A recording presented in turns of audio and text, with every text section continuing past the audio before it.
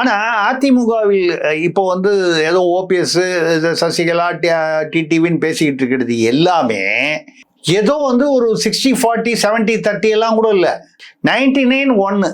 ஓ சரி. இல்ல ஒரு 1ன்றது 98-2ன்னு வச்சுங்க.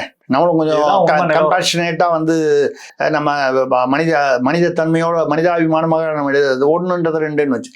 இப்போ இந்த ரெண்டுமே வந்து அதை வச்சுட்டு என்ன செய்யறது? அவங்களுக்கு கட்சியே இல்லை. அமமுகவில் போய் சேருவாரா ஓபிஎஸ்? சசிகலா வந்து டிடிவி தினகரன் கட்சியில 2 பேரும் சந்திக்கவே இல்லை. எல்லாரும் ஒன்னா சேர்றாங்கன்னு சொன்ன இடத்துல அந்தமா போனதுக்கு அப்புறம் தான் டிடிவி வராரு. தேவர ஜெயந்தில சந்திச்சாங்க, செங்கோட்டையன் போய் தாவேகளை சந்திட்டாரு.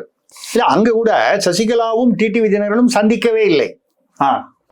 ஆமா, கேள்வி அப்பவே வந்து சசிகலா அதாவது ஒருவர் சென்ற பிறகுதான் இன்னொருவர் அங்க வராங்க. செங்கோட்டையனை சந்தித்தார்கள், இவரும் சந்தித்தா அவங்களும் சந்தித்தாங்க, ஆனால் ஒன்றாக இல்லை.